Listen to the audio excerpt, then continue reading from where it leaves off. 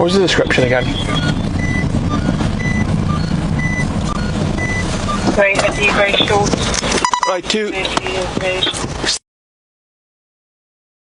Stay there.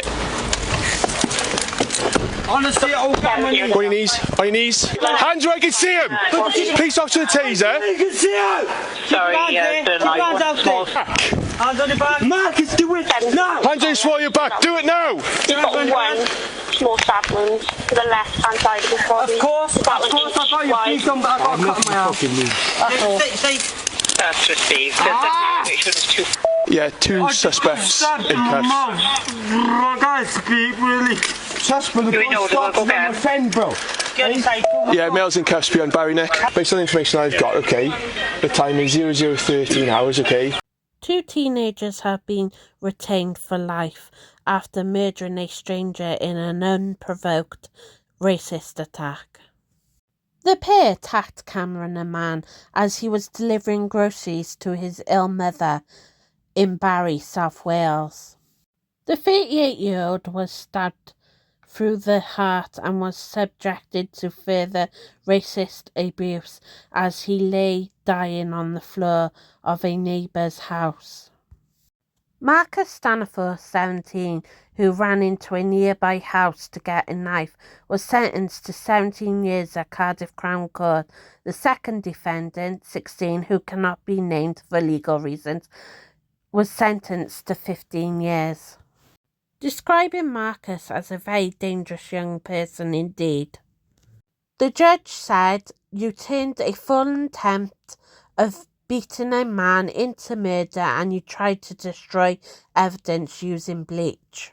Turning to the 16-year-old who was sentenced on the basis that he was intent of hurting Kamran because he was not white, he said, "You instigated a deliberate, unprovoked, sustained, violent, racist attack. You were old enough to know that to cause serious injury on a stranger because of his race was wrong." At 23:50 on the 30th of June 2025, Kamran arrived in Barry Road and parked a few doors down from his mother's home. He had been working during the day before spending time with his wife and 4-year-old daughter. Marcus and the second defendant had been drinking alcohol and taking drugs for several hours before arriving at a house on the same road where they continued to drink. A trial heard the second defendant had behaved in a volatile and aggressive manner earlier in the day, confronting a train conductor and later threatening Marcus. It was the younger of the two, looking down from a bedroom window, who noticed Kamran in his car in the street below and decided to attack him. Initially, he took a hammer from the house, but the weapon was taken off him. The teenager started hurling a racist abuse at Kamran, and after unsuccessfully trying to get into the passenger side of the car, went around to the driver's side. Kamran came out of the car and began defending himself against a barrage of punches that were thrown first by the 16-year-old and then Marcus, who had joined the attack. Several neighbours told the trial how they were alarmed by shouting in the street. Marcus was seen running back into the house, returning 15 seconds later armed with a large kitchen knife. Neighbours who gave evidence during the trial said Marcus swung the knife multiple times. Another neighbour who said she had known Kamran for many years said he ended up in her doorway and he told her, "I think I've been stabbed." The neighbour said she was surprised at how much blood was on the floor. She said Kamran told her, "I can't breathe." With Kamran bleeding to death, the court heard how the boys were still intent on fighting, with the younger defendant bending over Kamran shouting racist abuse.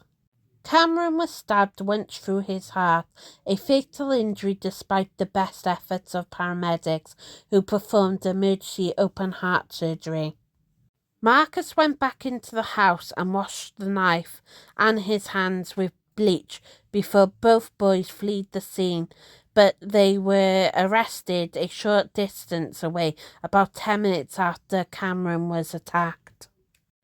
Marcus' DNA was later found on the knife, and Cameron's blood was found on his shorts and the other defendant's shoes.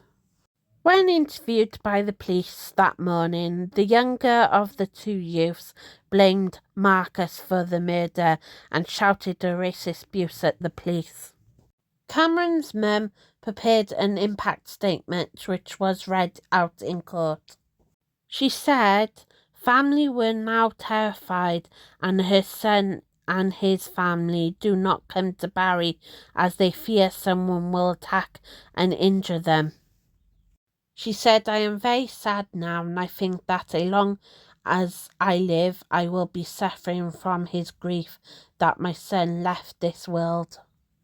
Marcus will have to serve 16 years and 133 days before he is eligible for parole. The 16-year-old will have to serve 14 years and 133 days before being eligible for release. My thoughts go out to Cameron's family at this sad time.